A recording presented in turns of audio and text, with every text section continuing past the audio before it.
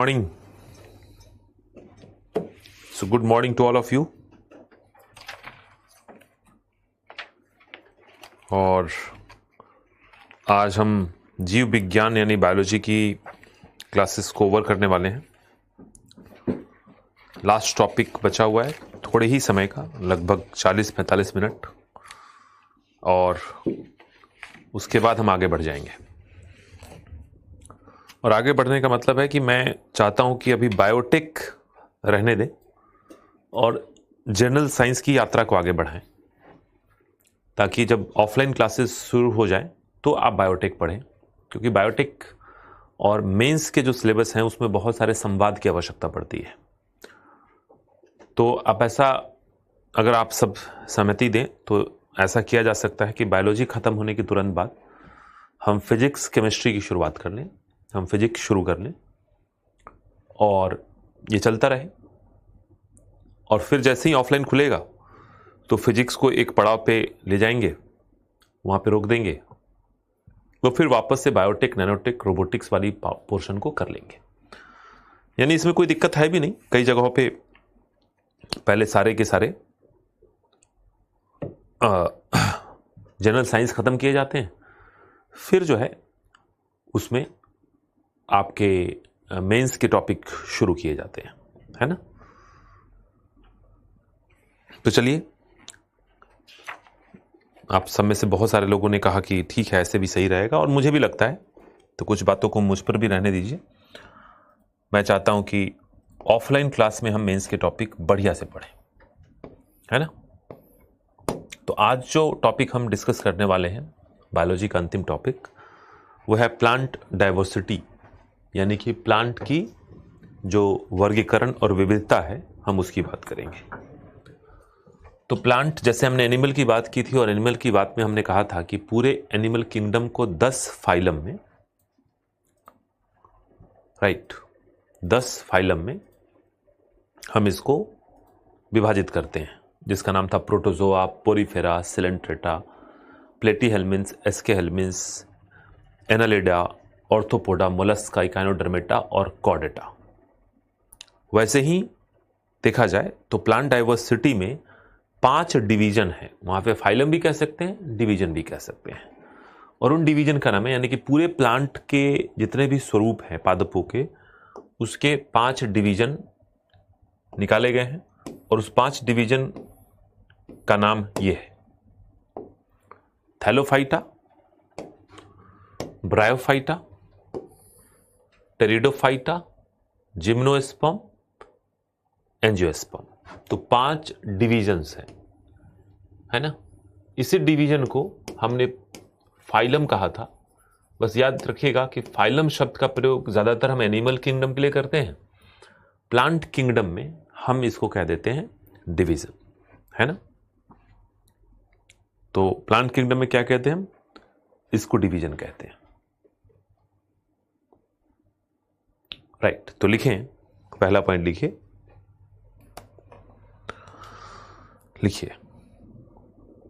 पादप समूह को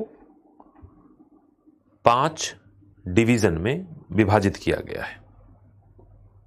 5 डिवीजन में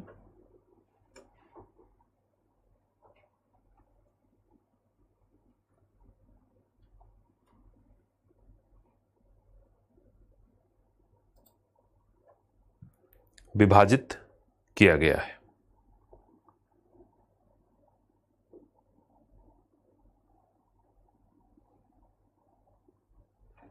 पांच डिवीजन में विभाजित किया गया है, और सबके नाम लिख लीजिए पहले तो, ताकि जान पहचान नाम से हो जाए। Thallophyta, bryophyta, pteridophyta, gymnosperm, angiosperm. फिर एक एक करके बात करेंगे। सो थैलोफाइटा, ब्रायोफाइटा,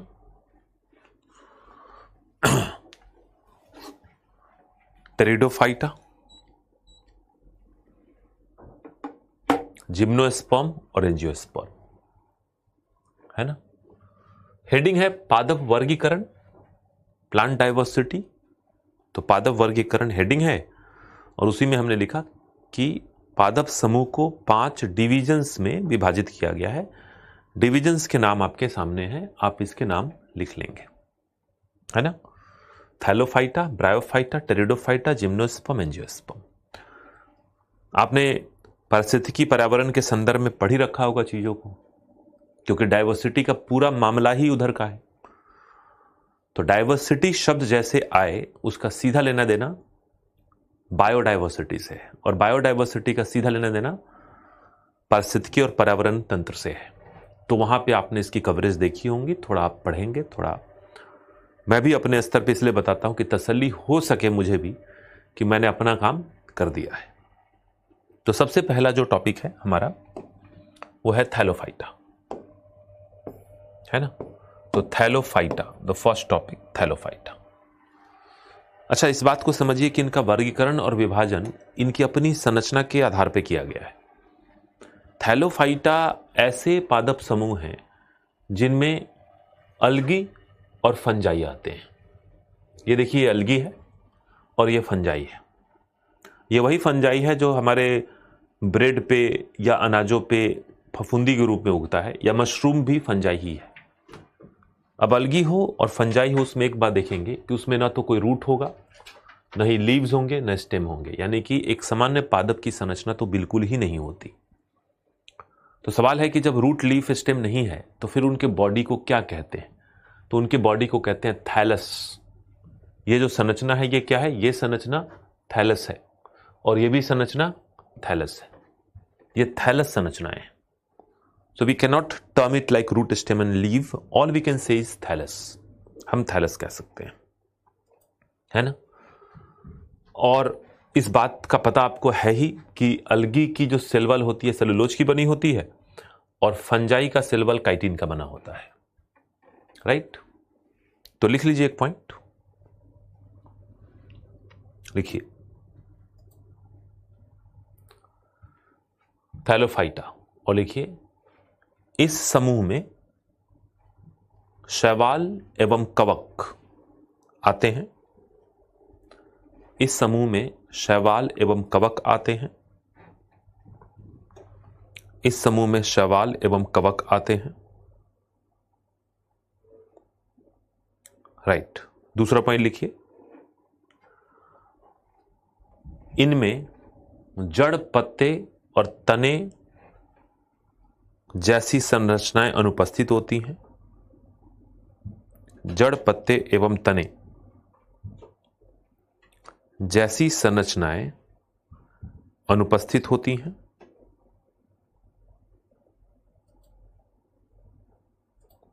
जड़, पत्ते एवं तने जैसी संरचनाएं अनुपस्थित होती हैं,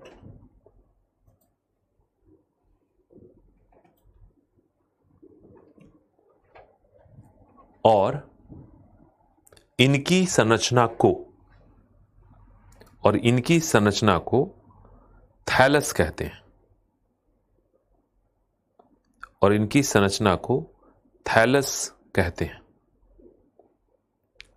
क्या कहेंगे? इनकी संरचना को थैलस कहेंगे। इनकी संरचना को थैलस कहते हैं,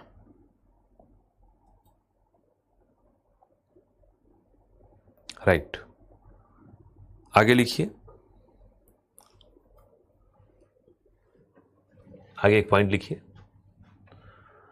शैवालों का प्रयोग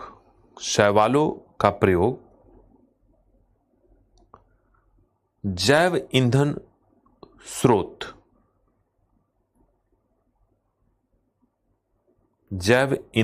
स्रोत यानी कि बायोफ्यूल सोर्स और पोषण विकल्प के रूप में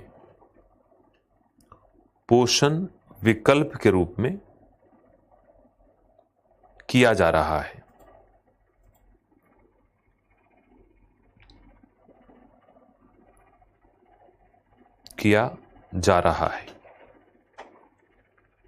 है ना। पोषण विकल्प के रूप में किया जा रहा है। एक बात यह ध्यान रखिएगा। अब कुछ इंफॉर्मेशन है जिसको लिख लीजिएगा, आप यहां से लिख सकते हैं, मैं बाकी चीजों को लिखवा ही दिया हिंदी में। अब जो बातें लिखनी है आपको, 3-4 तथ्यात्मक बातों को लिख लीजिए। पहला, कि एल्गी का सेल वॉल सेलुलोज का बना होता है ना। तो एल्गी का सेल वॉल सेलुलोज का बना होता है, फंजाई का सेल वॉल काइटिन का बना होता है। और ये भी हम पढ़ चुके हैं, ऐसी बात नहीं कि नहीं पढ़ा, सेल पढ़ते समय पढ़ा है। एल्गी का स्टोर फूड जो होता है स्टार्च होता है, और फंजाई का स्टोर फूड ग्लाइकोजन होता है। तो इस पॉइंट को आप लिख लें, ये 4 पॉइंट लिख लीजिए, अपनी मर्जी से लिखें आराम से।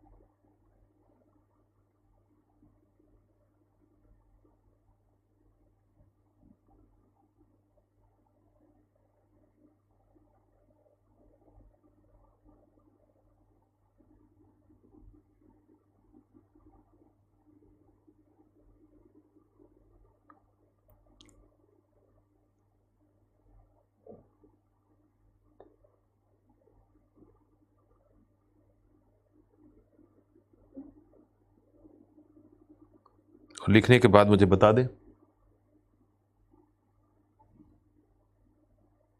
हाँ, ग्लाइकोजन में स्पेलिंग मिस्टेक है, ठीक कर लीजिएगा।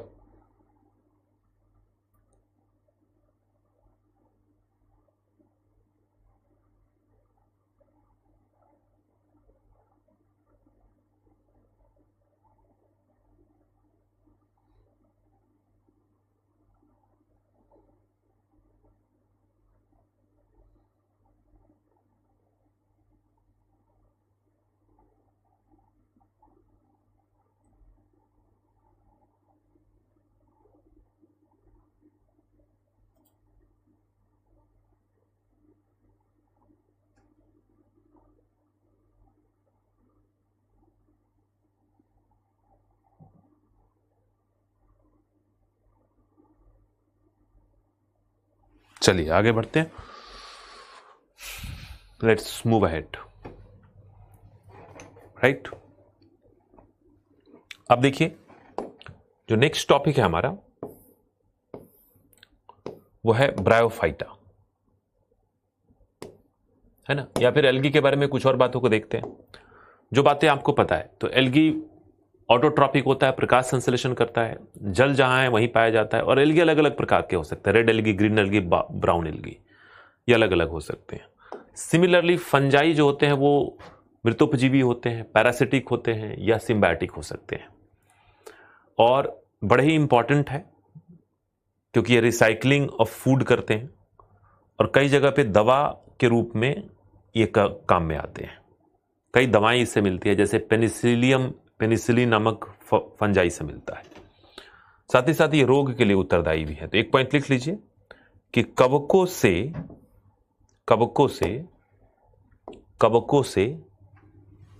एंटीबायोटिक दवाएं, कवकों से एंटीबायोटिक दवाएं प्राप्त होती हैं तथा कुछ कवक रोग के कारक हैं। कुछ कवक रोग के कारक हैं। तो कुछ कवक ऐसे हैं जो रोग के कारक भी हैं। तो फंजाई की स्टेटस बड़ी यूनिक है। इनको हमने किंगडम के रूप में भी 5वां स्थान दे रखा है। लेकिन जब अब सामान्य भाषा में बात करते हैं कि प्लांट और एनिमल है, तो उस प्लांट और एनिमल के संदर्भ में हम कह देते हैं कि प्लांट है और एनिमल है, ठीक है, लेकिन प्लांट और एनिमल के संदर्भ में हम कह देते हैं कि प्लांट एनिमल तो ठीक है ही, लेकिन जब हम सिर्फ प्लांट और एनिमल की बात करेंगे तो फंजाई को प्लांट में डाल के पढ़ लेंगे। तो फंजाई एक अलग किंगडम की स्टेटस भी रखता है और थैलोफाइटा के अंदर भी एल्गी के साथ ये पाया जा सकता है ना। तो आप लिखें नेक्स्ट ब्रायोफाइटा, नेक्स्ट है ब्रायोफाइटा। ब्रायोफाइटा में एग्जाम्पल के तौर पे सबसे पहले लिखें तो मॉसेस, हॉर्नवोर्ट्स एंड लिवरवोर्ट्स। कितने आपने देख रखे हैं मुझे नहीं पता, बट फिर भी मैं कुछ रिमाइंड कराने की कोशिश करूंगा। तो मॉसेस, हॉर्नवोर्ट्स एंड लिवरवोर्ट्स। मॉस कुछ ऐसा दिखता है, अगर आप कभी पहाड़ी क्षेत्र में जाएं जहां थोड़ी नमी और बारिश ज्यादा होती है ना, तो नमी और बारिश ज्यादा हो, पहाड़ी क्षेत्र हो, तो वहां पे पाएंगे आप कि जमीन पे पत्थर के आसपास या पत्थर पर एक मोटी मखमली हरे रंग की एक परत मिलेगी वनस्पति की, इसी को कहते हैं आप मॉस। अब ध्यान दीजिएगा, इस मॉस में भी जड़ पत्ते तने पूर्ण रूप से विकसित नहीं है ना, और जब भी जड़ पत्ते तने विकसित नहीं होंगे तो जाइलम फ्लोएम भी नहीं होगा। भाई जाहिर सी बात है, जड़ पत्ते तने हो तब तो जाइलम फ्लोएम हो। अब जड़ तने पत्ते का स्ट्रक्चर ही नहीं है तो जाइलम फ्लोएम होने का मतलब ही नहीं बनता। सबसे इंपॉर्टेंट बात क्या है कि ये जो ब्रायोफाइटा है ना, इसको हम कहते हैं कि ये प्लांट किंगडम का उभयचर है। ये उभयचर है, इसलिए उभयचर है क्योंकि ये जमीन पे उग तो सकता है, जीवन जी तो सकता है, लेकिन प्रजनन जब भी करने की आवश्यकता होगी इसको पानी चाहिए। तो जब भी पानी इसके आसपास होगा तब ये प्रजनन करेगा। अगर लगातार ऐसी अवस्था रही जहां पे जल की मात्रा न मिले इसे, तो ये सूख जाएगा, खत्म हो जाएगा, मर भी जाएगा। तो उभयचर इसलिए कहते हैं, मेंढक की तरह। मेंढक जीवन जमीन पे गुजार सकता है लेकिन प्रजनन करने के लिए पानी में जाएगा, राइट।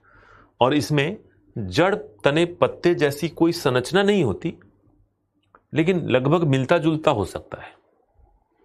तो रियल नहीं है ये जड़ पत्ते तने, बल्कि एक तरीके से कह सकते हैं कि उस जैसे दिख सकते हैं। तो लिखिए, इनमें ब्रायोफाइटा में इनमें जड़ पत्ते एवं तनों, जड़ पत्ते एवं तनों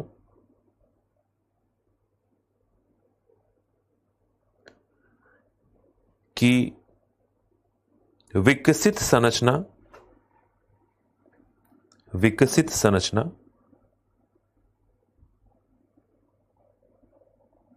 नहीं पाई जाती है, नहीं पाई जाती है।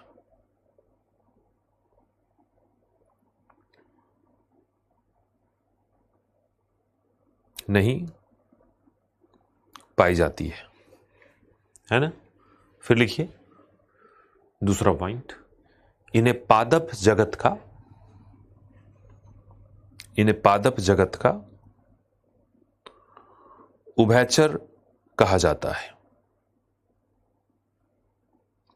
पादप जगत का उभयचर कहा जाता है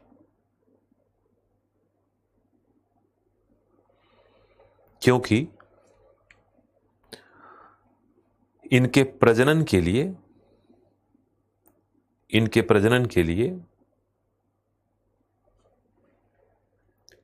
जल की आवश्यकता होती है। इनके प्रजनन के लिए जल की आवश्यकता होती है। तो जहां पानी की उपलब्धता थोड़ी बनी रहे, कोई एक वेटलैंड का एरिया हो, या फिर जहां बारिश होती हो और नमी की मात्रा ठीक ठाक रहती हो, साल में कुछ हिस्से ऐसे होते हो जो नमी और जल के रूप में वहां होते ही हो, वहीं ग्रो करेंगे। फिर लिखिए, इनका उपयोग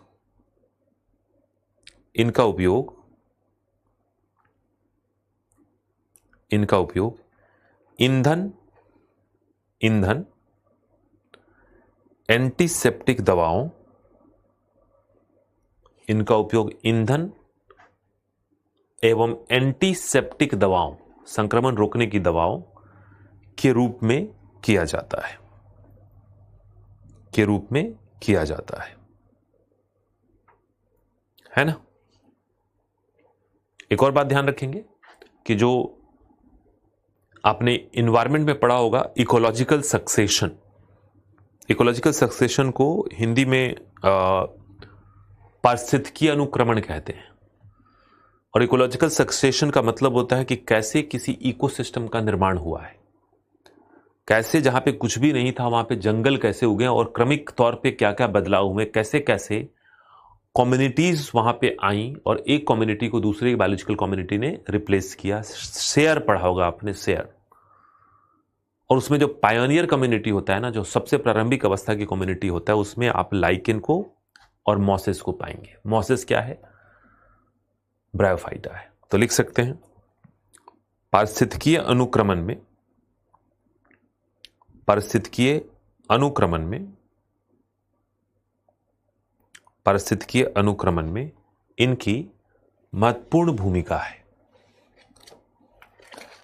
पारिस्थितिकीय अनुक्रमण में इनकी महत्वपूर्ण भूमिका है ना। तो मॉसेस स्पॉन्ज की तरह होते हैं, काफी अच्छी जल को अवशोषित करने की क्षमता होती है और जहां भी मॉसेस उगेंगे वहां पे अपरदन को, सॉइल इरोजन को कम करने की कोशिश करेंगे। तो लिख सकते हैं एक और पॉइंट, इनमें जल अवशोषण की क्षमता काफी अधिक होती है, जल अवशोषण की क्षमता काफी अधिक होती है।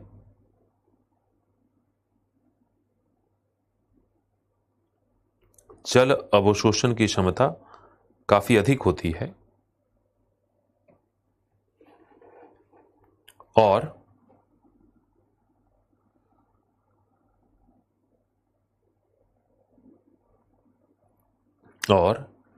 यह सॉइल इरोजन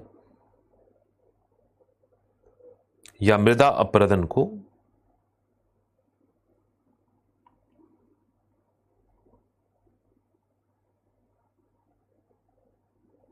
सॉइल इरोजन या मृदा अपरदन को रोकने में सक्षम होते हैं, रोकने में सक्षम होते हैं।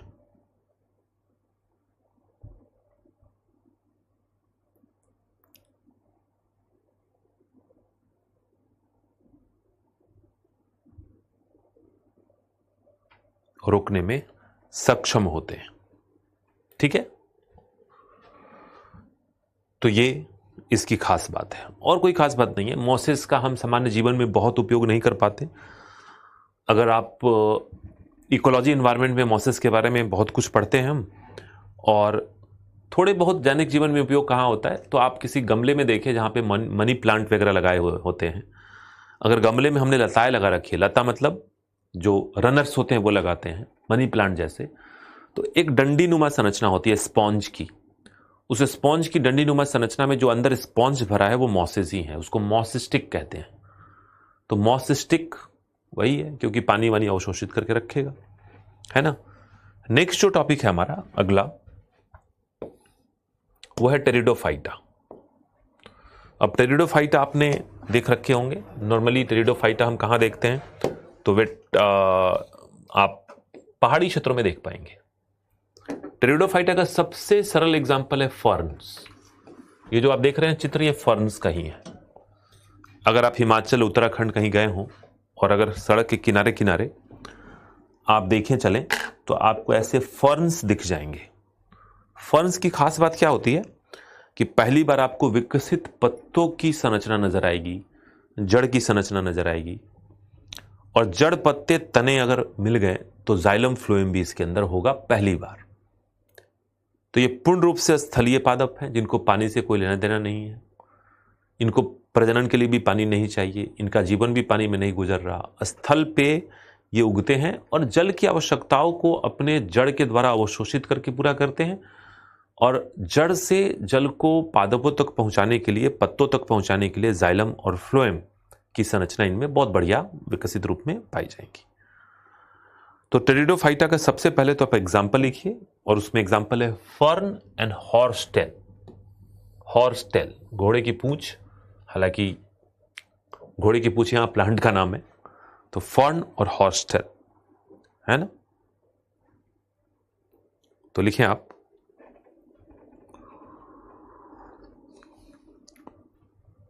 पहला सफल स्थलीय पादप, पहला सफल स्थलीय पादप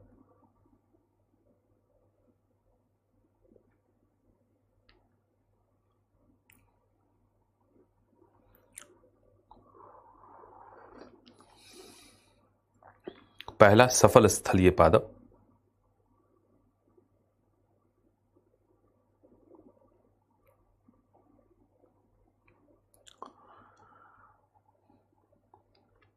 और फिर लिखें इनमें जड़, तने और पत्ते पाए जाते हैं। जड़, तने और पत्ते पाए जाते हैं,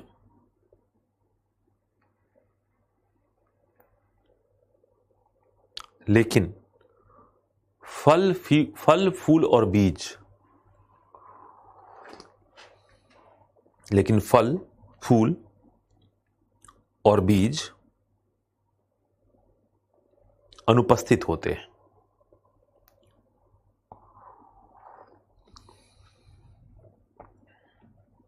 फल, फूल और बीज अनुपस्थित होते हैं।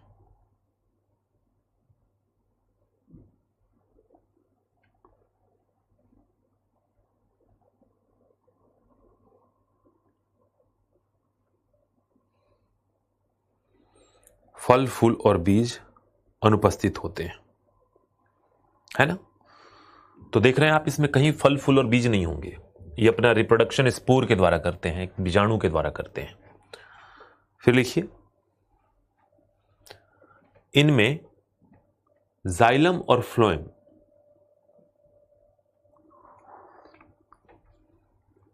इनमें जाइलम और फ्लोएम पाया जाता है। जाइलम और फ्लोएम पाया जाता है।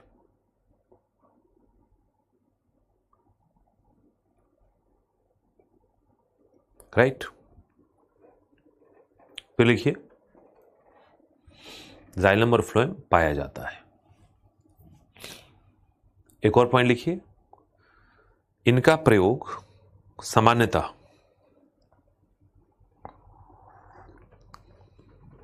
सजावटी पौधे, इनका प्रयोग सामान्यतः सजावटी पौधे,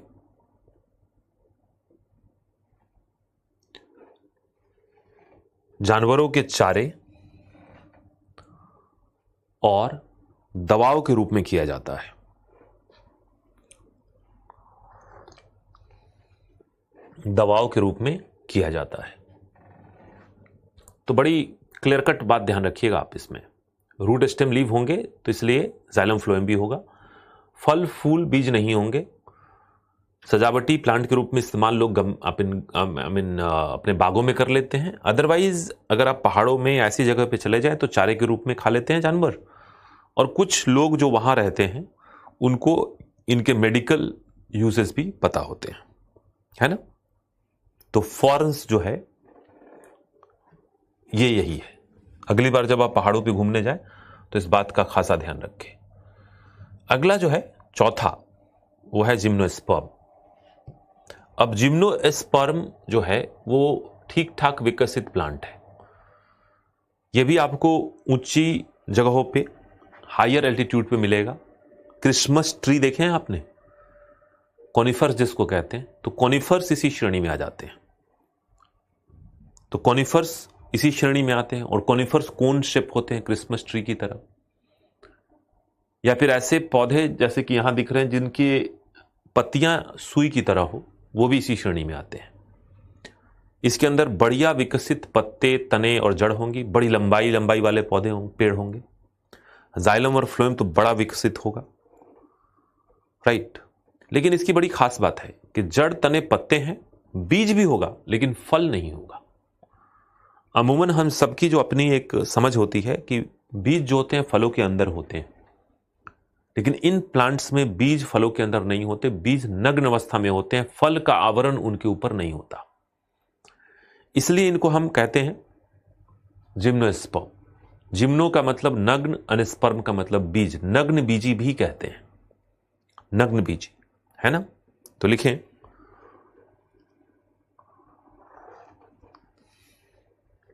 यह विकसित पादप समूह है, यह विकसित पादप समूह है जिसमें जड़, तने, पत्ते, जड़, तने, पत्ते तथा जड़, तने, पत्ते तथा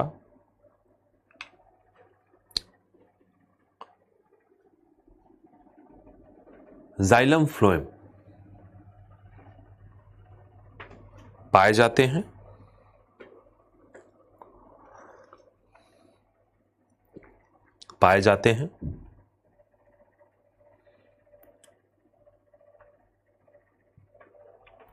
फुल स्टॉप। दूसरा पॉइंट, इनमें बीज उपस्थित होते हैं लेकिन फल अनुपस्थित होता है। बीज उपस्थित होते हैं लेकिन फल अनुपस्थित होता है।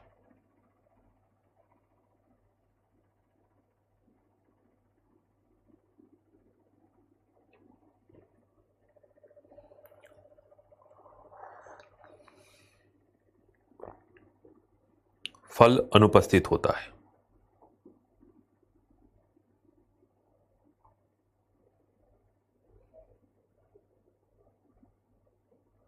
फल अनुपस्थित होता है,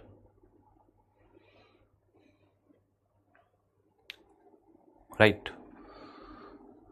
अर्थात यह नग्न बीजी होते हैं, नग्न बीजी होते हैं, नग्न बीजी होते हैं, है ना। फिर लिखिए, यह सामान्यतः अधिक ऊंचाई और ठंडे क्षेत्रों में उगते हैं।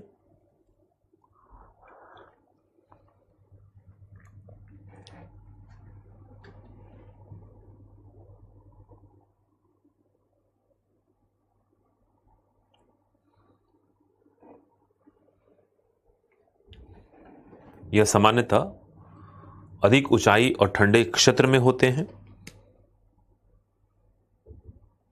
और इनका प्रयोग भोजन, लकड़ी, दवा आदि संदर्भों में किया जाता है। भोजन, लकड़ी, दवा आदि संदर्भों में किया जाता है। एग्जाम्पल लिख लीजिए, साइकस, पाइनस, सेडरस। पाइनस को हम चीड़ कहते हैं ना, पाइन ट्री। तो साइकस, पाइनस, देवदार, देवदार इज सेडरस, है ना।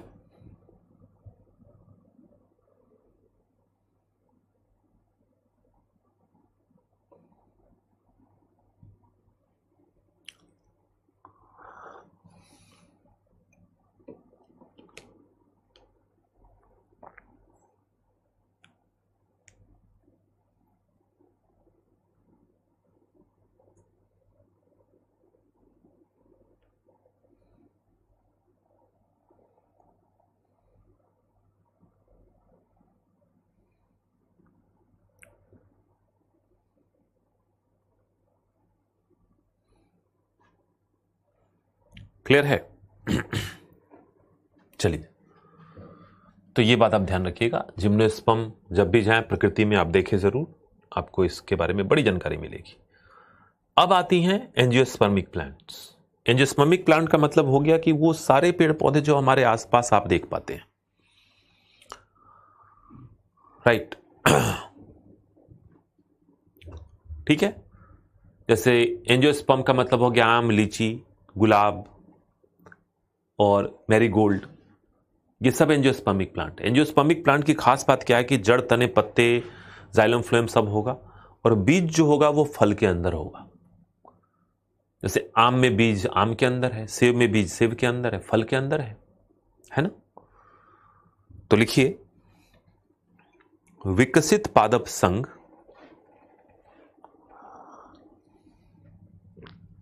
विकसित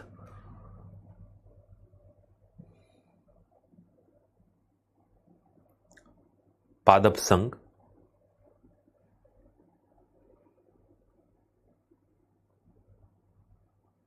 जिसमें बीज फलों के अंदर पाए जाते हैं, जिसमें बीज फलों के अंदर पाए जाते हैं, है ना। जैसे कुछ लोग पूछ रहे हैं फ्रूट के अंदर सीड पाए जाते हैं, जब फ्रूट ही नहीं होगा तो सीड कैसे होगा। तो ये आपकी एक सोच है ना, क्योंकि हमने सामान्य जीवन में यही देखा कि बीज हमेशा फलों के अंदर होते हैं, तो आपने इस बात को नहीं देखा कि कई बीज ऐसे हैं जिनके ऊपर फल का आवरण नहीं है। यही तो मैं बता रहा हूं। तो जितने भी चीड़, देवदार के जो पेड़ पौधे हैं उनके अंदर बीज है, फल नहीं है। इसको एक्सेप्ट करने में क्या हर्ज है। आखिर में फल क्या है, बॉटनी के हिसाब से फल क्या है, तो पका हुआ अंडाशय, राइपन ओवरी इज फ्रूट। तो बट ओवरी का आवरण नहीं है, यह बात माननी है आपको, इसलिए उसका नाम जिम्नोस्पर्म है, नग्न बीजी है। और एग्जाम्पल के साथ बता रहा हूं। तो यही तो बात है कि हम अपने जीवन में नए चीजों के प्रति अगर ग्राह्य रहें, रिसेप्टिव रहें, तो सीख पाएंगे। नहीं तो हमारे जीवन में पुरानी रूढ़ियां तो भरी पड़ी हैं जो हमें नए चीजों को सीखने से रोकती हैं। तो be open for new information. जानकारी बड़ी कम है, मेरे पास भी और आपके पास भी बहुत ही कम जानकारी है। हम सबके पास जितनी जानकारी है वो इतना कम है कि वो सुई के नोक के बराबर भी नहीं है। तो पहली बात कि किसी व्यक्ति को अपनी जानकारी का कोई घमंड तो होना ही नहीं चाहिए, जो नहीं है, हम में भी नहीं है, आप में भी नहीं है। लेकिन एक बात और है कि नई जानकारियों के प्रति हमेशा अपने विचार खुले रखने चाहिए, है ना। ठीक है, तो ये ध्यान रखिएगा। तो मैंने क्या बोला कि विकसित पादप संघ है। जब भी मैं कहूं विकसित पादप संघ तो इसका मतलब ये हो जाता है कि जड़, तने, पत्ते, जाइलम, फ्लोएम सब है, और उसके साथ जो है बीज फलों के अंदर पाए जाते हैं। तो बीज फलों के अंदर पाए जाते हैं, है ना। फिर एक और पॉइंट लिखिए, यह मानव और जानवरों के लिए भोजन उपलब्ध कराने के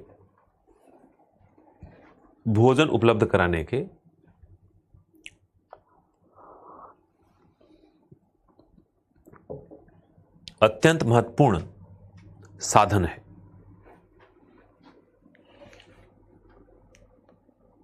अत्यंत महत्वपूर्ण साधन है। भोजन उपलब्ध कराने के अत्यंत महत्वपूर्ण साधन है। तो ये बहुत ही महत्वपूर्ण साधन है भोजन उपलब्ध कराने के, है ना। तो हम जितने भी चीजों को खाते हैं सामान्य जीवन में, वो सब यही इधर से ही आते हैं, है ना। तो आम, लीची से लेके और चावल, गेहूं तक, राइट, और तमाम तरह के आपके बादाम और काजू और किशमिश तक, ये सब इधर से ही आते हैं। हम जिम्नोस्पर्मिक तौर पे बड़े कम चीजों को खाते हैं, हम ज्यादातर चीजों में एंजियोस्पर्मिक प्लांट प्रोडक्ट खाते हैं। और इसके भी दो प्रकार हैं, है ना। इसके दो प्रकार हैं, तो लिखिए, इसके दो प्रकार हैं। इसके दो प्रकार हैं। और दो प्रकार कौन कौन से, देखिए ध्यान से। इसके दो प्रकार हैं।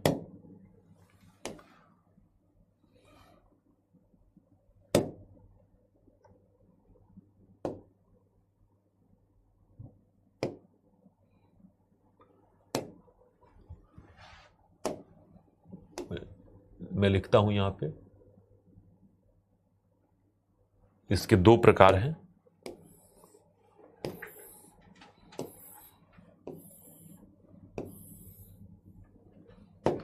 और दोनों के हिंदी नाम भी लिखूंगा ताकि आप बात समझ पाए।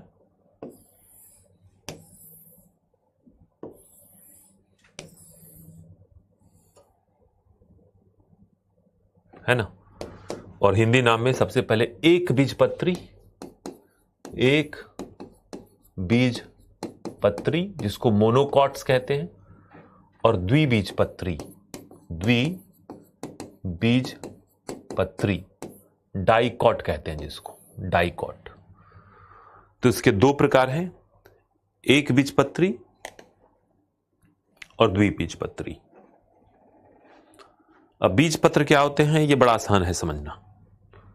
कैसे आसान है? तो अगर आप किसी दाने को, किसी भी बीज को अगर आप तोड़े, मसले, उसको तोड़कर उसके अंदर से जो भी पदार्थ है उसको निकालने की कोशिश करें और उसमें दो भाग निकले तो वो द्विबीजपत्री है। जैसे चना के चने, चना मतलब चना मटर, अगर चना और मटर को उबाल दें या फुला दें पानी में, और पानी में फुलाने के बाद अगर उसको तोड़े तो आपको दो भाग में विभाजित मिलेंगे। ये दो भाग जो निकले उसको बीजपत्र कहते हैं, उसको कोटिलीडॉन्स कहते हैं, और दो है तो डाइकॉट। लेकिन अगर आप मक्के के एक छोटे से दाने को निकालें और उसको मसलें तो मक्के में से एक ही बीजपत्र निकलेगा, तो एक बीजपत्री है। तो एक बीजपत्री और द्विबीजपत्री को पहचानने का तरीका सबसे सरल कौन सा है कि आप क्या करें कि बीज को तोड़कर देख लें। जैसे आम का बीज तो इतना बड़ा होता है, गुठली कहते हैं, वो बीज ही तो है।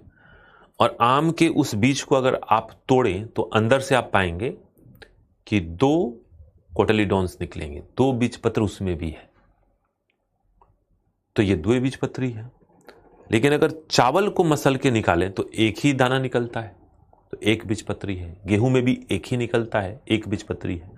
मक्के में भी एक ही निकलता है, एक बीजपत्री है। सरसों के दाने को अगर मसल के निकाले तो दो निकलेंगे, हालांकि वो दिखेगा नहीं, बड़ा छोटा है, तो द्विबीजपत्री है। काजू को अगर हम तोड़ें तो दो निकलेंगे, द्विबीजपत्री है।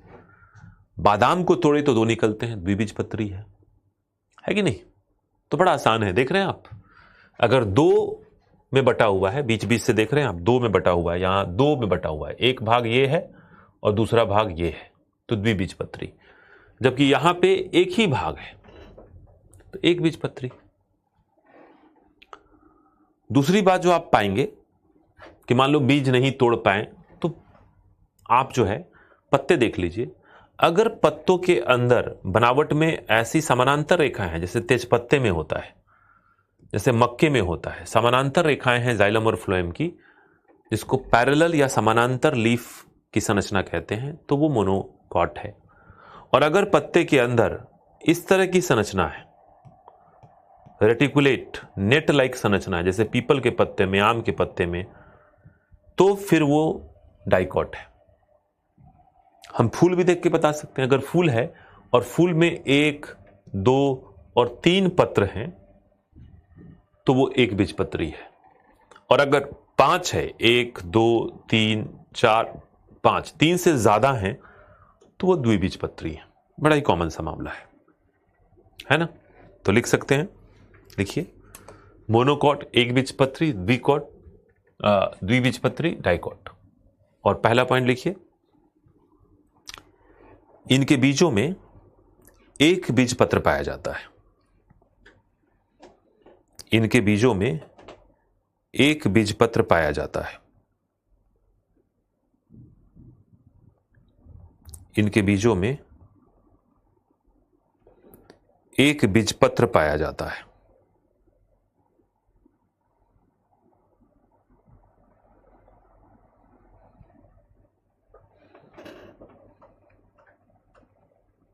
इनके बीजों में एक बीजपत्र पाया जाता है ना। और इधर लिखिए, इनके बीजों में दो बीजपत्र पाए जाते हैं। इनके बीजों में दो बीजपत्र पाए जाते हैं।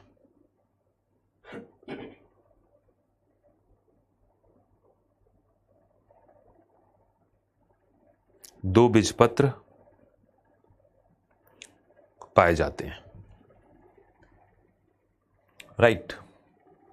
फिर एक और पॉइंट लिखिए, मोनोकॉट में दूसरा पॉइंट लिखिए, इनके फूलों में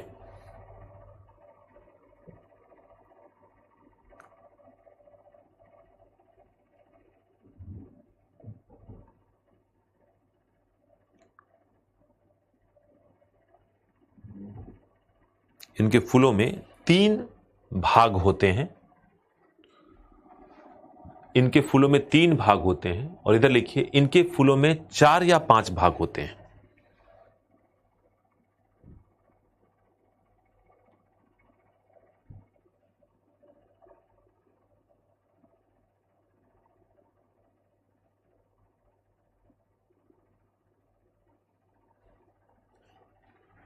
चार या 5 भाग होते हैं, है ना। इसे भी पकड़ में आ सकता है। हाँ, पान का पत्ता भी, राइट। और लास्ट पॉइंट लिखिए, मोनोकॉट में इनके पत्तों में समानांतर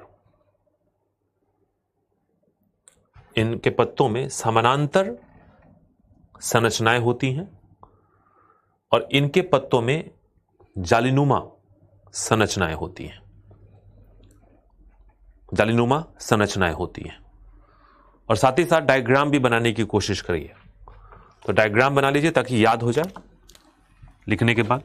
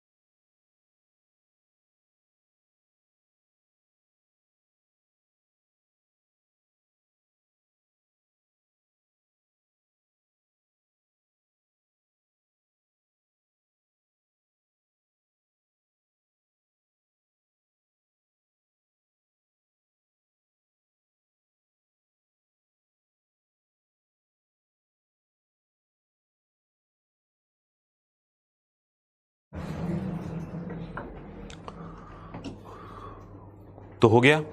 अब एग्जाम्पल के तौर पे थोड़ी बातों को समझना है, तो बड़ा ही सिंपल सा आपको एग्जाम्पल में देता हूं ताकि वो आपके एग्जामिनेशन में काम आ जाए। कितना एग्जाम्पल याद रखेंगे आप? तो एक बात ध्यान रखिएगा कि जो अनाज होते हैं ना, एग्जाम्पल के तौर पे देखें तो इसका एग्जाम्पल अनाज है। सीरियल्स, अनाज का मतलब चावल, गेहूं, मक्का, ये अनाजों की श्रेणी में जो भी आएंगे वो मोनोकॉट होंगे। और अगर इधर की बात करें एग्जाम्पल, तो दलहन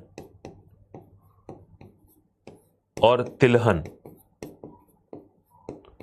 जिससे भी तेल निकलता है, और जो दाल होते हैं वो सब द्विबीजपत्री होंगे। आप देख लीजिए, मसूर की दाल 2 बीज, अरहर, चना, राजमा, मूंग, सोयाबीन। तिलहन सोयाबीन कह सकते हैं, तिलहन में आप सरसों कह सकते हैं। तो ये सब द्विबीजपत्री होंगे, है ना। ड्राई फ्रूट्स जो होते हैं उसमें से ज्यादातर, चिलगोजा वगैरह को छोड़ दीजिए, तो काजू हो गया या फिर बादाम हो गया या अखरोट हो गया, ये सब डाइकॉट्स हैं, है ना। तो ये बात ध्यान रखिएगा। तो हो गई बात। हाँ, अपने आसपास साधारण तौर पे अगर आप भारत के अंदर मैदानी क्षेत्र में रहते हैं तो आप पाएंगे कि आप ज्यादातर मामलों में किस चीज को देख पाते हैं? आप ज्यादातर मामलों में एंजियोस्पर्मिक प्लांट को देखते हैं। सबसे विकसित वही है।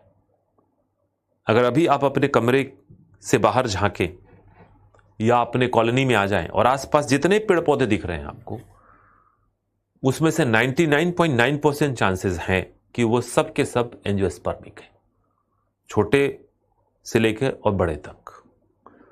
बस एक जगह ध्यान रखनी है कि जिसके पत्तों के अंदर, बस एक बात चलते समय ध्यान रखिएगा कि जिनके पत्ते, जैसे कि आपने देखे होंगे कि जो मक्के के पत्ते होते हैं वो बड़े लंबे लंबे होते हैं, और लंबे लंबे होने के बावजूद भी उसके अंदर ऐसे समानांतर रेखाएं होती हैं। तो जिन पत्तों में समानांतर रेखाएं दिख जाए आप कह दीजिए मोनोकॉट है, और जिन पत्तों में आपको ऐसी संरचनाएं दिख जाएं तो आप कह दीजिए वो डाइकोट है। ऐसे भी कह सकते हैं, राइट। तो चलिए इस बात को यहीं पे खत्म करते हैं और इसी प्लांट क्लासिफिकेशन को एक तरीके से और हम समझते हैं। देखिए ध्यान से। तो जैसे मैंने कहा कि प्लांट में अगर बॉडी पार्ट डिफरेंशिएटेड ना हो, do not have differentiated body part, तो थैलोफाइटा। जिसमें बॉडी पार्ट में थोड़ी बहुत डिफरेंशिएशन आ जाए तो उसमें ब्रायोफाइटा आ जाएगा, लेकिन ब्रायोफाइटा में जाइलम फ्लोएम नहीं होगा, वस्कुलर टिश्यू नहीं होंगे। और वस्कुलर टिश्यू आ जाए तो फिर टेरिडोफाइटा, लेकिन बीज नहीं होंगे। और अगर बीज आ जाए तो अगर नेकेड बीज वाला होगा तो जिम्नोस्पर्म, और बीज के साथ फल भी होंगे तो एंजियोस्पर्म। जिसमें एक बीज पत्र होंगे मोनोकॉट और द्विबीज पत्र होंगे तो डाइकोट। मैं हिंदी में लिख देता हूं ताकि आप लिख पाए। तो इसमें क्या लिख देंगे आप, देखिए ध्यान से, मैं दूसरे रंग से लिख देता हूं। थैलोफाइटा तो जड़, मैं लिख देता हूं यहां पे, देखिए जड़, तना और पत्ते अनुपस्थित है ना, तो थैलोफाइटा। यहां पे देखिए जाइलम फ्लोएम अनुपस्थित तो ब्रायोफाइटा। यहां पे देखिए सीड यानी बीज अनुपस्थित, बीज अनुपस्थित काट दिया तो टेरिडोफाइटा। यहां पे फल अनुपस्थित, फल अनुपस्थित तो फल नहीं है। और यहां पे सब कुछ है तो सब कुछ है, और इसमें मोनोकॉट और डाइकोट, तो इसको भी लगे हाथ फटाफट बना लीजिए।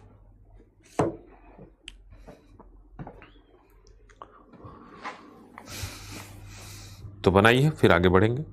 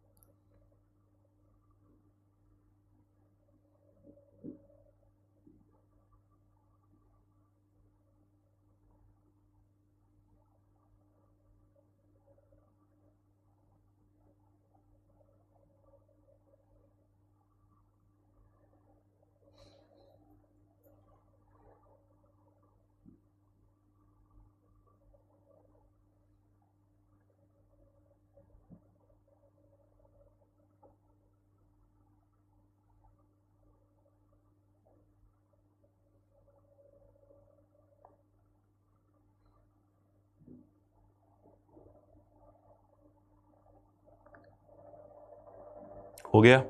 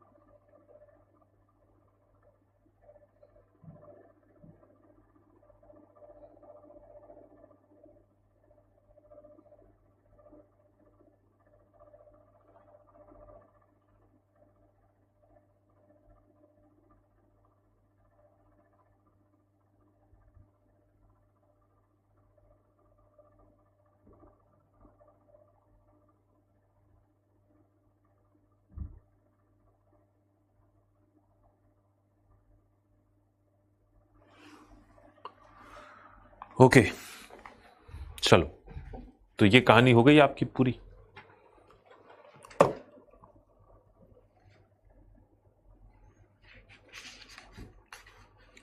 अब आगे बढ़ते हैं। तो बायोलॉजी की कहानी हमारी पूरी है, और जैसा कि हम सब ने आपस में एक सहमति बनाई कि हम अभी जो है फ़िलहाल अगर क्लासेस खुल जाती तब तो हम सीधा ही चलते बायोटेक पे, क्योंकि बायोलॉजी पढ़ने के बाद बायोटेक पढ़ना आसान हो जाता है। बट कोई बात नहीं, मैं अभी भी चाहता हूं कि आप सबको ठीक ठाक तरीके से कॉन्सेप्ट्स मिले, तो थोड़े से अपनी कक्षा व्यवस्था में परिवर्तन कर रहे हैं। पढ़ाऊंगा मैं ही, टॉपिक मैं ही ख़त्म करूंगा, इसमें कोई दो राय नहीं है, है ना। लेकिन थोड़ा आगे पीछे कर सकते हैं, और आगे पीछे करने का मकसद यही है कि हम चीज़ों को थोड़े ठीक ढंग से लेकर चल पाए। तो बायोलॉजी ख़त्म, और बायोलॉजी ख़त्म होने के बाद अब जो शुरुआत होगी आपकी वो होगी फिजिक्स से, है ना। तो फिजिक्स से हम इसकी शुरुआत करेंगे, राइट। हाँ, बायो का टेस्ट मैं करवा दूंगा, डोंट वरी, बायो का टेस्ट करवा देते हैं। तो बायो का एक टेस्ट हम आपको कॉम्प्रिहेंसिव टेस्ट करवा देते हैं, राइट। तो पहली बात कि फिजिक्स और केमिस्ट्री में हम पढ़ाई कैसे करेंगे, इस बात को लेकर एक चर्चा कर ली जाए। तो ध्यान दीजिएगा कि अभी जो फिजिक्स की क्लासेस हम शुरू कर रहे हैं, तो फिजिक्स का जो कवरेज होगा वो बायोलॉजी से थोड़ा सा अलग होगा। फिजिक्स में हम उन बिंदुओं पे ज़्यादा फोकस करेंगे जिन बिंदुओं पर प्रश्न आने की संभावना ज़्यादा है ना। जैसे कि हम फिजिक्स में बात करेंगे सबसे पहले तरंग पर, वेव पर, और वेव में भी हम दो स्तर पे बात ज़्यादा करेंगे। एक तो लाइट पढ़ेंगे और दूसरा साउंड पढ़ेंगे। बड़े प्रश्न पूछे जा सकते हैं, बड़े ही इंपॉर्टेंट कॉन्सेप्ट्स हैं, हम इन बात को देखेंगे। और जब हम लाइट और साउंड पढ़ रहे होंगे तरंगों के रूप में, तरंग की भौतिकी जब पढ़ेंगे, तो इसी दौरान दो टेक्नोलॉजी भी आएगी, तकनीक भी आएगा। एक होगा लेजर, एक होगा मेसर। तो लेजर एक इंपॉर्टेंट टेक्नोलॉजी होगी जिसकी हम बात करेंगे, है ना। अब विटामिन के बारे में मैं ही बताऊं, है ना। तो विटामिन के बारे में मैं बताऊंगा तो बाकी चीजें कौन बताएगा। तो विटामिन की एक लिस्ट होती है, उस लिस्ट में विटामिन ए, बी, सी और डी, के ये सब लिखा होता है। फिर वो विटामिन के स्रोत क्या है, उस विटामिन से कौन सा रोग होता है, ये बात पता होता है ना। खैर, जब एक बार हम वेब पढ़ लेंगे तो फिर दूसरे पहलू पे जाएंगे जिसका नाम होगा इलेक्ट्रिक करंट। इलेक्ट्रिक करंट, विद्युत धारा, है ना। तो इलेक्ट्रिक करंट की बात होगी और इलेक्ट्रिक करंट पढ़ने के दौरान हम फिर टेक्नोलॉजी पे आएंगे और यहां पे पढ़ेंगे सेमीकंडक्टर और सुपर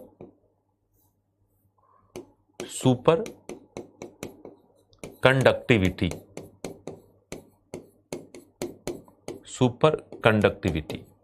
देखिए ध्यान से, जो मैं कैपिटल में लिख रहा हूं वो टेक्नोलॉजी है, तो आपके मेंस के भी कुछ हिस्से इसके साथ साथ कवर होते रहेंगे। बड़ा अच्छा ये मौका रहेगा जब हम इसको पढ़ लेंगे। एक बार जब इलेक्ट्रिक करंट पढ़ लेंगे तब तीसरा टॉपिक शुरू करेंगे और थर्ड टॉपिक होगा हीट, उष्मा, हीट। और हीट जब पढ़ लेंगे तो फिर चौथा टॉपिक शुरू करेंगे और वो होगा मैकेनिक्स, यानी कि यांत्रिकी। यांत्रिकी में हम पढ़ते हैं न्यूटन के गति के नियम, गुरुत्वाकर्षण के नियम, सदिश अदिश राशि। तो हम इस 4 बड़े बिंदुओं पे फिजिक्स को कवर करेंगे। ध्यान दीजिएगा, फिजिक्स पढ़ने का जो हमारा तरीका है वो थोड़ा उल्टा है।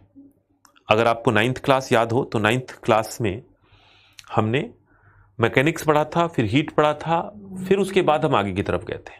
यानी 9th से 10th की तरफ हम नीचे से ऊपर की तरफ गए थे, अभी हम ऊपर से नीचे की तरफ आ रहे हैं। इसके पीछे रीजन यही है कि हमें उन बिंदुओं पे ज्यादा फोकस करना है जिन बिंदुओं से प्रश्न आने की संभावना ज्यादा है और जो दैनिक जीवन से जुड़े हुए बिंदु हैं। बिल्कुल वैसे ही जैसे फिजिक्स मैंने बताया, बिल्कुल उसी तर्ज पर हम केमिस्ट्री को भी एक बार मैप कर लेंगे। तो अगर हम केमिस्ट्री की बात करें तो केमिस्ट्री की कवरेज क्या होगी। तो केमिस्ट्री की कवरेज में आप पाएंगे कि हम सबसे पहले जो टॉपिक पढ़ेंगे वो होगा न्यूक्लियर केमिस्ट्री। तो नाभिकीय रसायन की बात करेंगे और नाभिकीय रसायन पढ़ने के क्रम में हम एक टेक्नोलॉजी पढ़ेंगे और वो होगा न्यूक्लियर टेक्नोलॉजी, जिसमें नाभिकीय ऊर्जा की बात करेंगे, है ना। और रेडियो एक्टिविटी, रेडियो धर्मिता, ये 2 तकनीकी बिंदुओं को हम टच करेंगे। और फिर केमिस्ट्री का जो दूसरा खंड होगा उसको कहेंगे एवरीडे केमिस्ट्री, यानी कि हम अपने जीवन में जो सामान्य जीवन में केमिस्ट्री के अलग अलग पहलुओं को देखेंगे। और एवरीडे केमिस्ट्री के अंदर बहुत सारे टॉपिक होंगे, जैसे कि हम एक पढ़ेंगे एसिड, बेसिस एंड सॉल्ट। तो अम्ल, क्षार एवं लवण, हम इसकी बात करेंगे। पढ़ने का मकसद ये होगा कि बहुत सारे सामान्य रसायन से हमारी जान पहचान फिर हो जाएगी। फिर पढ़ेंगे हम फूड केमिस्ट्री का मतलब कि हम खान पान के अंदर के रसायन शास्त्र को समझने की कोशिश करेंगे कि खाने में कौन से रसायन हम डालते हैं ताकि स्वाद बदल जाए, मधुरता बढ़ जाए, उसकी शेल्फ लाइफ बढ़ जाए, परिरक्षक क्या होते हैं, कितने खतरे हैं उनसे, ये सब हम जानने की कोशिश करेंगे। और फिर तीसरा पॉइंट पढ़ेंगे हम फ्यूल केमिस्ट्री, ईंधनों का रसायन, कि ईंधन के रूप में हम किस केमिकल का इस्तेमाल करते हैं, सीएनजी क्या है, पीएनजी क्या है, एलपीजी क्या है, हम इस बात को देखेंगे। तो ये आपकी केमिस्ट्री की कवरेज हो जाएगी। तो फिजिक्स और इधर केमिस्ट्री। बहुत सिंपल है। अब आइए हम बढ़ते हैं आगे।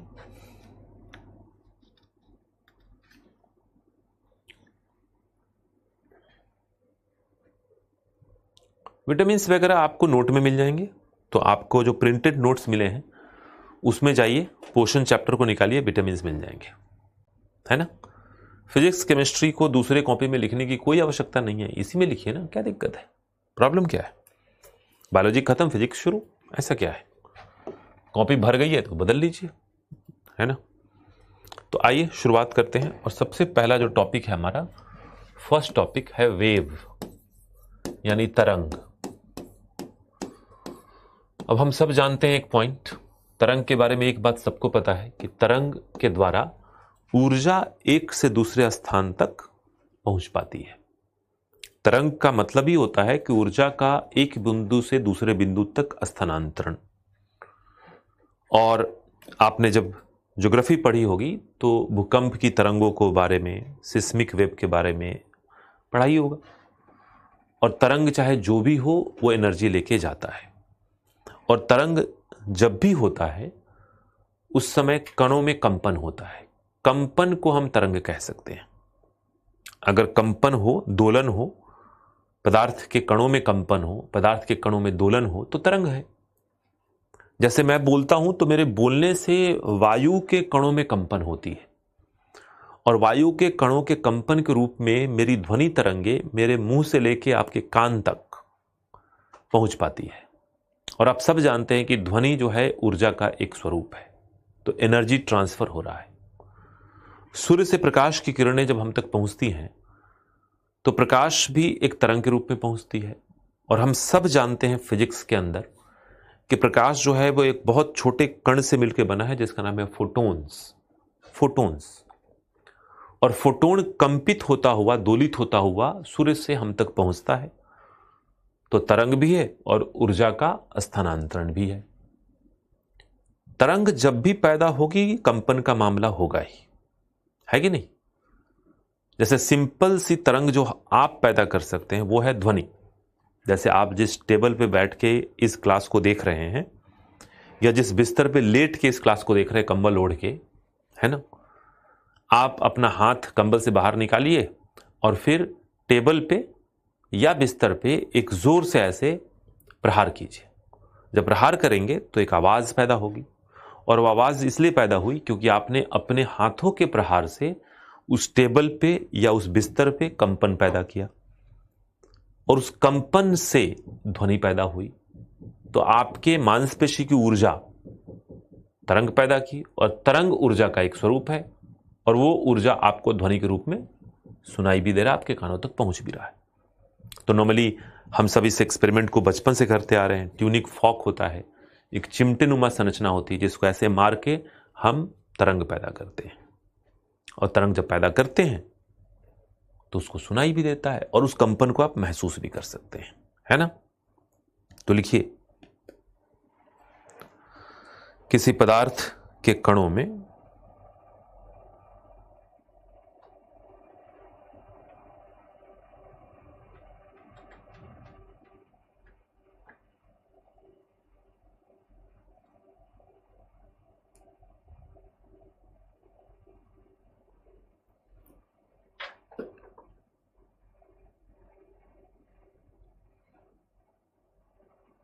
किसी पदार्थ के कणों में कंपन या दोलन से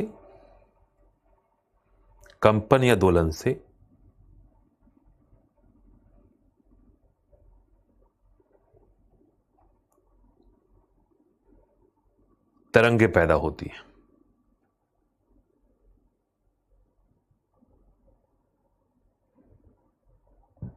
कंपन या दोलन से तरंगे पैदा होती हैं। कंपन या दोलन से तरंगे पैदा होती हैं। इन तरंगों के द्वारा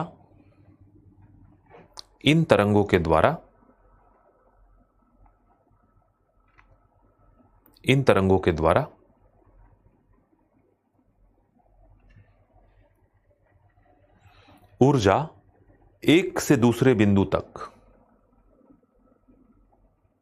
एक से दूसरे बिंदु तक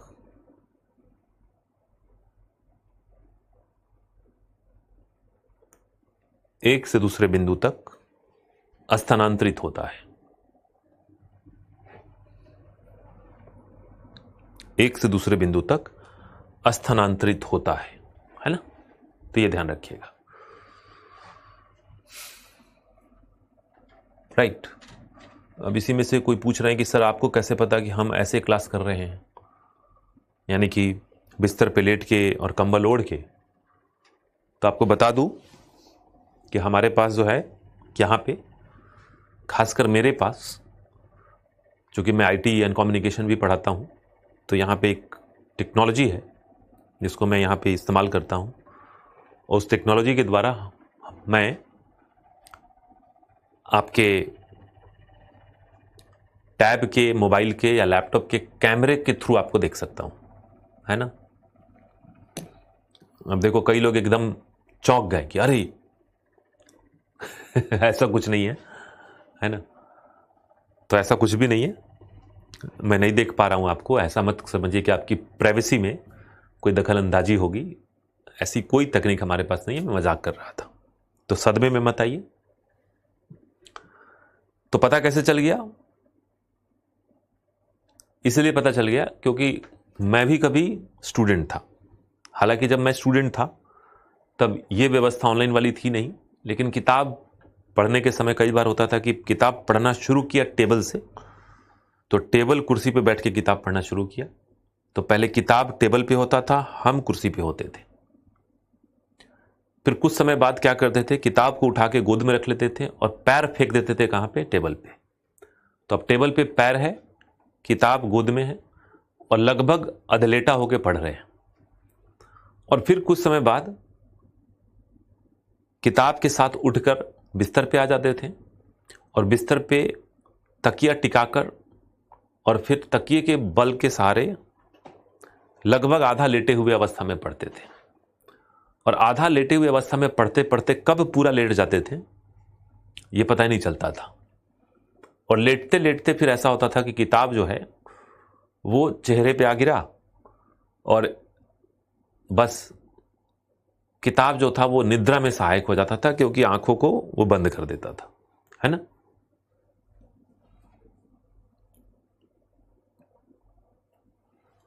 इसलिए मैं इस बात को समझ सकता हूं। आप,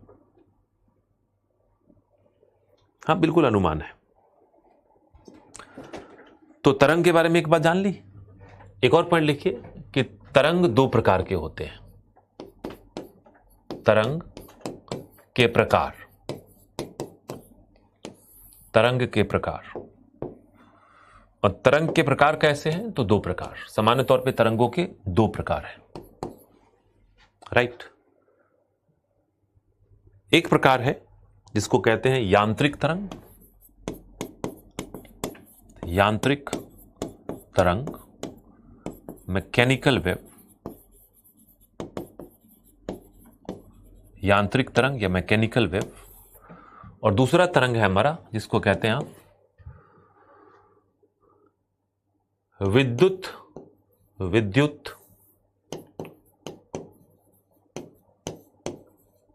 चुंबकीय तरंग, इलेक्ट्रो मैग्नेटिक वेव।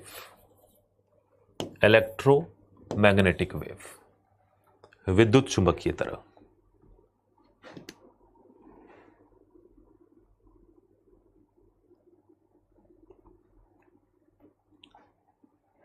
राइट। तो ये दो प्रकार के तरंगे हैं। अब देखिए, यांत्रिक तरंग का मतलब क्या होता है, इस बात को समझते हैं। यांत्रिक तरंगे वो हैं जो किसी माध्यम में उपस्थित कणों के कंपन से पैदा होती है। यांत्रिक तरंगों के लिए माध्यम बहुत जरूरी है। अब माध्यम चाहे ठोस हो या द्रव हो या गैस हो, लेकिन माध्यम हो। और विद्युत चुंबकीय तरंग वह है जो किसी विद्युत चुंबकीय क्षेत्र में, इलेक्ट्रोमैग्नेटिक फील्ड में आवेश के, यानी चार्ज के दोलन से पैदा होता है। चार्ज मतलब आवेश, विद्युत चुंबकीय है। तो ध्यान दीजिएगा, माध्यम में कणों के कंपन से यांत्रिक तरंग, और विद्युत चुंबकीय क्षेत्र में आवेशों के कंपन से विद्युत चुंबकीय तरंग। जैसे अगर हम सूर्य की बात करें तो सूर्य जो है, हम कहते हैं सूर्य आग का धधकता गोला है। बेसिकली सूर्य जो है पूरा का पूरा एक इलेक्ट्रोमैग्नेटिक स्फीयर है, राइट। और इलेक्ट्रोमैग्नेटिक स्फीयर होने के कारण उसके अंदर बहुत सारे आवेशित कण हैं, और आवेशित कण जब कंपित होते हैं तो वहां से प्रकाश के रूप में तरंग निकलती है। तो जहां से भी प्रकाश की तरंगें निकल रही है, वो प्रकाश की तरंग का स्रोत जो है वो विद्युत चुंबकीय क्षेत्र है। अब आप कहेंगे कि ठीक है, यांत्रिक माध्यम तो समझ में आ ही गया। जैसे मैंने कहा टेबल पे हाथ मारो, तो टेबल क्या है? ठोस है। उस पे हाथ मारा तो टेबल के कणों की कंपन पैदा कर दी, और टेबल के कणों के कंपन से जो भी तरंगें पैदा हुई, जो ध्वनि तरंग है बेसिकली, वो आपकी यांत्रिक तरंग है। लेकिन आपके कमरे में या तो ट्यूबलाइट लगी होगी, या फिर सीएफएल लगा होगा, या एलईडी लगी होगी, या हो सकता है बल्ब लगा हो, तो प्रकाश की तरंगें वहीं से आ रही हैं। तो ये ट्यूबलाइट, सीएफएल, एलईडी या बल्ब, इसके अंदर जो फिलामेंट है या इसके अंदर का जो तकनीकी पहलू है, वो विद्युत चुंबकीय क्षेत्र का निर्माण कर रहा है, और उस विद्युत चुंबकीय क्षेत्र में आवेशों का दोलन हो रहा है, जिससे प्रकाश रूपी किरणें बाहर आ रही हैं, है कि नहीं? तो ये बात भी ध्यान रखिएगा। तो विद्युत चुंबकीय क्षेत्र का निर्माण हम आवेशों के तकनीक के प्रयोग से करते हैं, और आवेश उससे निकलकर बाहर आते हैं। तो लिखिए यांत्रिक तरंग के बारे में।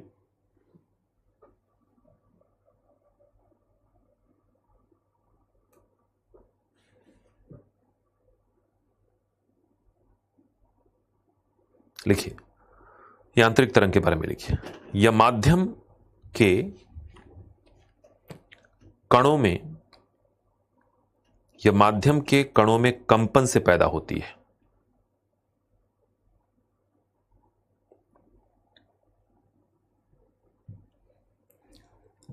यह माध्यम के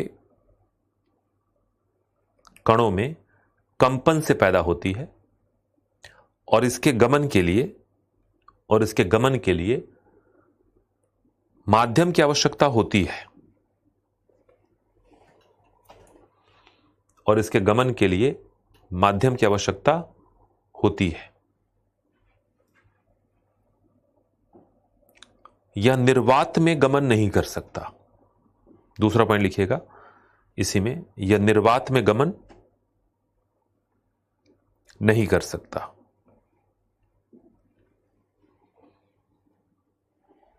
और तीसरा पॉइंट लिखिएगा, इसकी गति, इन तरंगों की गति, इन तरंगों की गति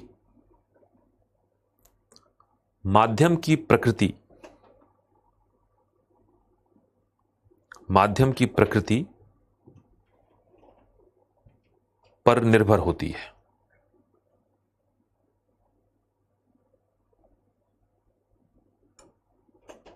माध्यम की प्रकृति पर निर्भर होती है।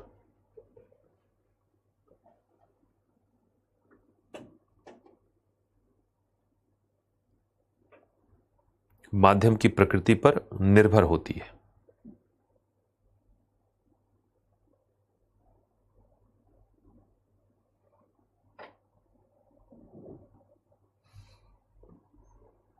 माध्यम की प्रकृति पर निर्भर होती है।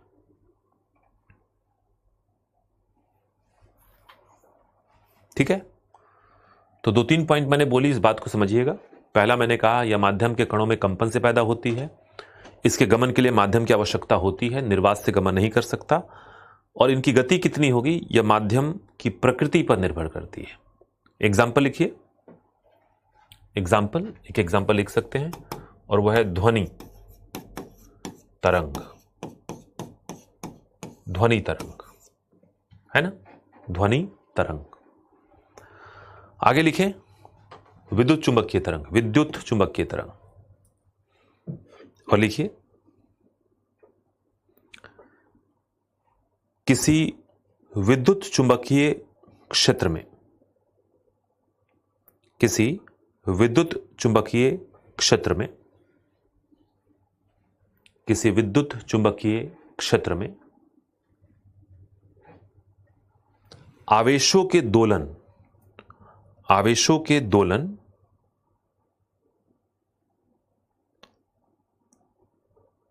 या कंपन से, आवेशों के दोलन या कंपन से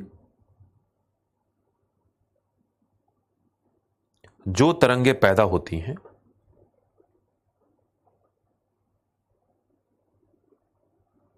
जो तरंगें पैदा होती हैं,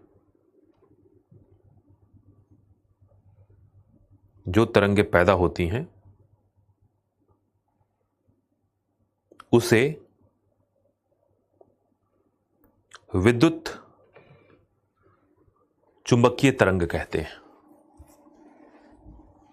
उससे विद्युत चुंबकीय तरंग कहते हैं। फिर लिखिए,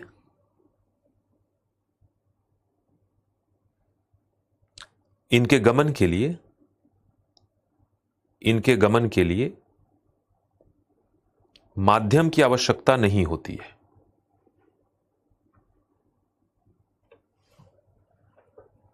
इनके गमन के लिए माध्यम की आवश्यकता नहीं होती है।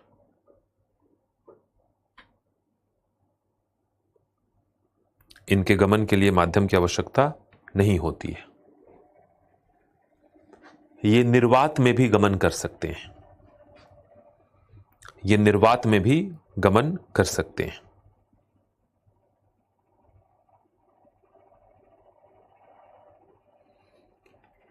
ये निर्वात में भी गमन कर सकते हैं।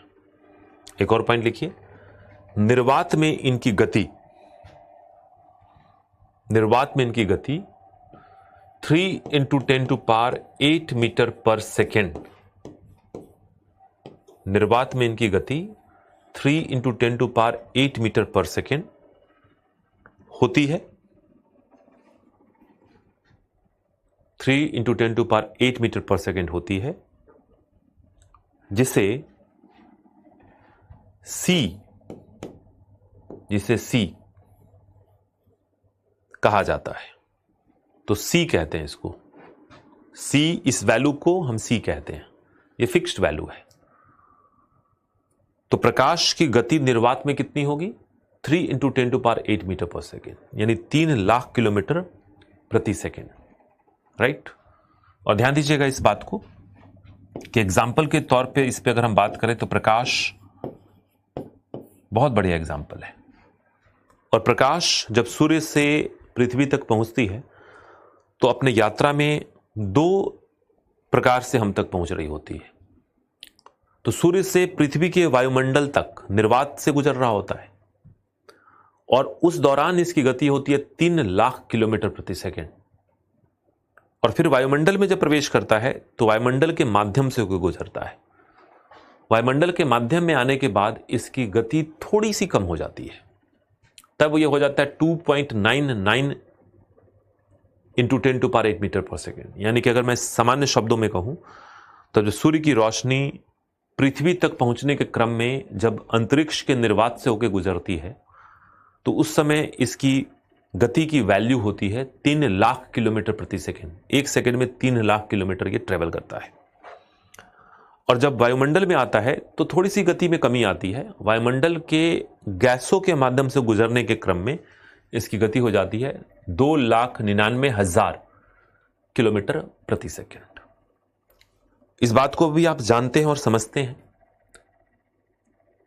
कि आइंस्टाइन के समकक्ष और क्वांटम फिजिक्स के अंदर काम करने वाले वैज्ञानिकों ने इसके बारे में हमसे बात की और कहा कि पूरे यूनिवर्स में किसी भी वस्तु की गति, किसी भी चीज की गति, किसी भी तरंग की गति 3 लाख किलोमीटर प्रति सेकेंड से ज्यादा हो ही नहीं सकती। यानी nothing can travel faster than light और इलेक्ट्रोमैग्नेटिक वेव।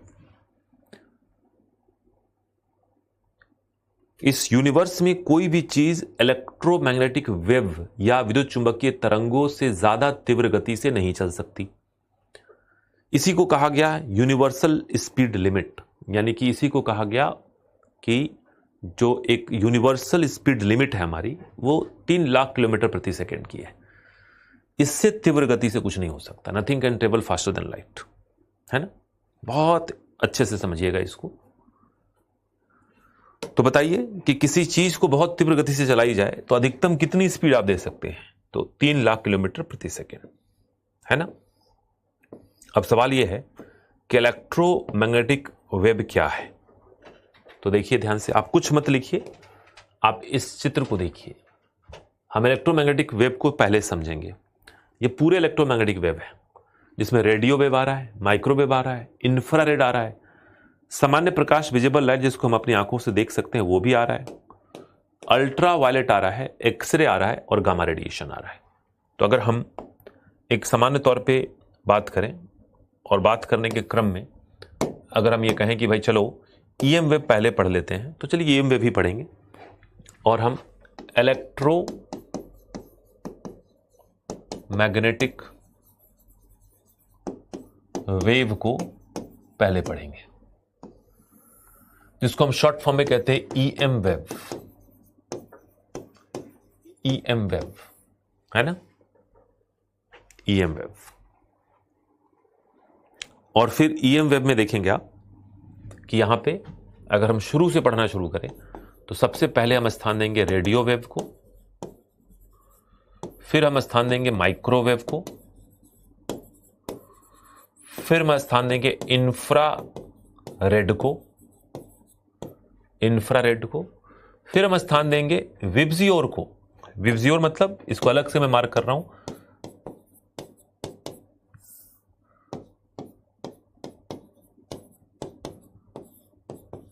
विब्जियोर का मतलब सामान्य प्रकाश जिसको हम और आप देख पाते हैं, यह विब्जियोर है। उल्टा लिखा, ऐसे ही लिखते हैं विब्जियोर, 7 रंगों वाली प्रणाली, है ना। विब्जियोर के बाद जो है वह अल्ट्रा वायलेट, इसके बाद है एक्सरे और इसके बाद होगा हमारा गामा रे। तो ये पूरी अरेंजमेंट जो आपके सामने मैंने रखी, ये पूरी अरेंजमेंट जो रखी आपके सामने, यह है ईएम वेव की arrangement. That is your EM wave.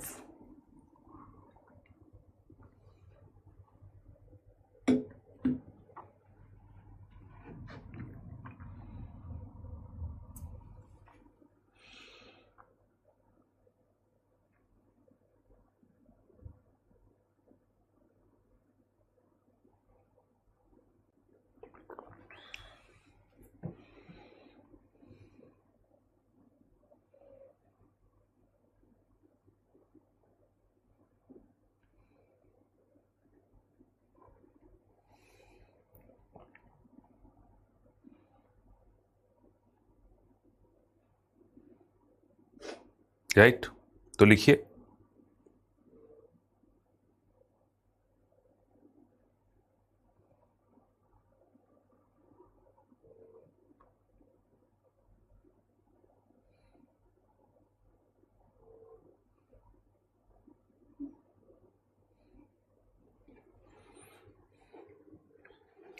तो ये जो सारा देख रहे हैं ना आप, इसमें से कई से जान पहचान आपकी होगी और कईयों से हो सकता है ना हो। आगे चल के हम इसके ऊपर अच्छे से चर्चा करेंगे।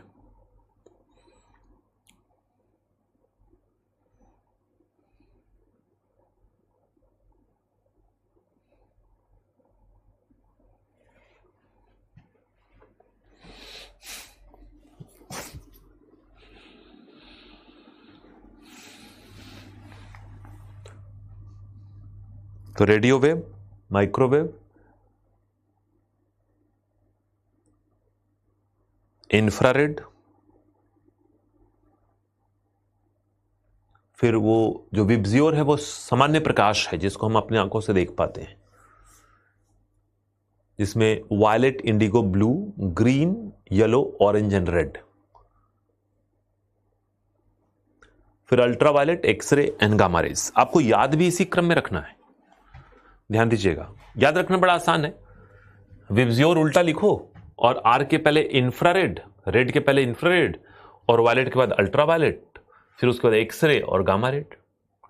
इधर इंफ्रारेड के पहले माइक्रो और माइक्रो के पहले रेडियो। बहुत सिंपल है, कई लोगों ने कहा वीडियो रुक रही है, क्लास 2 मिनट पहले आगे पीछे हो रही है। हाँ जी, क्या दोबारा समझना है? मैंने कहा कि इलेक्ट्रोमैग्नेटिक वेव कितने प्रकार के होंगे, तो सारे एग्जाम्पल मैंने लिख दिए।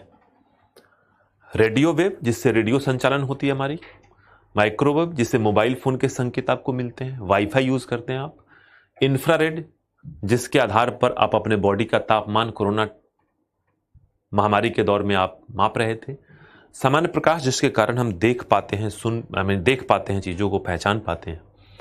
अल्ट्रावायलेट, जिसका प्रयोग हम सामान्य तौर पे हॉस्पिटल्स में करते हैं, सैनिटाइजेशन के लिए करते हैं, जीवाणु रोगाणु को मारने के लिए करते हैं, जल के शोधन और जल को साफ रखने के लिए करते हैं। और एक्सरे, जिसका प्रयोग हम शरीर के आंतरिक संरचनाओं के अध्ययन के लिए करते हैं, हड्डी बड़ी टूटती है तो इसका इस्तेमाल करते हैं। एयरपोर्ट्स और मेट्रो स्टेशन पे एक्सरे से हम वस्तु की जांच पड़ताल करते हैं। और गामा रेडिएशन का मतलब सिंपल है कि गामा रेडिएशन जो है वो हमारा बहुत खतरनाक रेडिएशन है, जिसके बारे में हम चर्चा करेंगे, उसकी भी उपयोगिता है। अच्छा, ऐप क्रैश का नोटिफिकेशन आ गया था, कोई बात नहीं, चलिए। तो प्रॉब्लम्स थोड़ी ज़्यादा हो रही हैं, इतना ही तक मैं छोड़ देता हूं, फिर एक काम करता हूं, और क्योंकि आगे मुझे समझाने के लिए फिर समय भी चाहिए, और थोड़ी सी गले के अंदर समस्या भी है, और थोड़ी समस्या ऐप के क्रैश होने की भी आप लोगों ने रिपोर्ट की है। तो 10 मिनट पहले छोड़ रहा हूं, और कल मिलते हैं, और कल मिलेंगे तो यहीं से, इसी पॉइंट से, इसी बोर्ड से कहानी शुरू करेंगे।